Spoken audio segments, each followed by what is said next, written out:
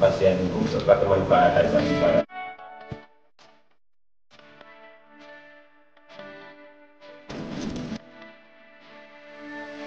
Fakultas Hukum Universitas Hasanuddin Makassar, Sulawesi Selatan menggelar Focus Group Discussion atau FGD bekerja sama dengan Pusat Riset Sistem Peradilan Pidana Universitas Brawijaya atau Persada UB serta Asosiasi Pidana Hukum Pidana dan Kriminolog atau Asper Hupigi. Berlangsung di Gedung Promosi Profesor Dr. Bistar Andi Zainal Abidin Farid, Universitas Hasanuddin Makassar. FGD tidak hanya dihadiri oleh pegiat hukum dari berbagai wilayah dan organisasi, namun juga pegiat anti korupsi hingga guru besar hukum pidana dan dosen, serta mahasiswa Fakultas Hukum dari berbagai kampus. Dengan tema revisi Undang-Undang Polri dan dampaknya terhadap sistem peradilan pidana, Fokus Group Discussion ini menghadirkan sebanyak 8 pemateri asal berbagai universitas berbeda dari beberapa fakultas hukum universitas tanah air. Mereka adalah guru besar dari Fakultas Hukum Unhas, Profesor Dr. Amir Ilyas dan Profesor Dr. Ahmad Ruslan. Selain itu, juga hadir pembicara dari akademisi asal Fakultas Hukum Universitas Indonesia, Dr. Feby Mutiara Nelson, serta akademisi Fakultas Hukum Universitas Brawijaya, Ludito Risang Bagaskoro. Sementara itu, untuk pembicara dari kalangan peneliti, menghadirkan peneliti Institute for Criminal Justice Reform, yakni Iftasari. Berikut pembicara lainnya dari Purnawirawan TNI Angkatan Darat, Mayor Jenderal TNI Purnawirawan Sauri Pekadi.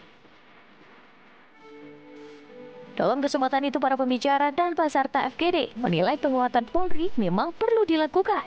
Namun yang harus diperkuat adalah akuntabilitas pengawasan Polri, baik di internal maupun eksternal, agar pelanggaran HAM di tingkat penyidik dapat diminimalisir. Memang penguatan kepolisian melalui revisi UU Polri itu juga perlu dilakukan gitu.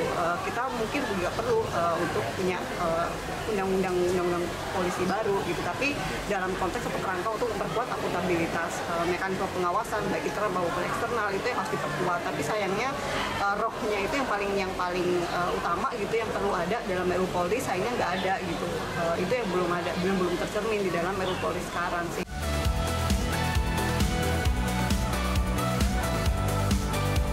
Sementara itu, rancangan Undang-Undang Polri diharapkan dapat ditunda karena dinilai tidak relevan dalam situasi ini. Sementara itu, RUU Polri di DPR RI masih dilakukan pembahasan di DPR yang hanya menyisakan 3 bulan masa jabatan. Kalau dalam kondisi hari ini, tentu revisi Undang-Undang Polri ini harus ditunda, ya. Karena kenapa? Karena 3 bulan tidak mungkin cukup membahas pasal-pasal yang problematik itu, apalagi banyak kewenangan-kewenangan yang diberikan. Tapi kalau kita baca di revisi Undang-Undang Polri itu, penguatan pengawasan itu hampir tidak diatur. Bukankah waktu yang ada lebih baik dimanfaatkan untuk satu, menyempurnakan KUHP.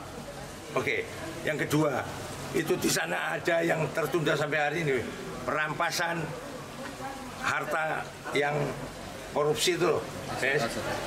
Kalau perlu bikin itu undang-undang pembuktian terbalik. Kalau bicara keamanan, kemudian butuh tambahan intelijen. Nah, ke depan maka yang penting adalah mari saya mengajak semua orang-orang terdidik dan terpelajar. Kita bicara tentang kebenaran.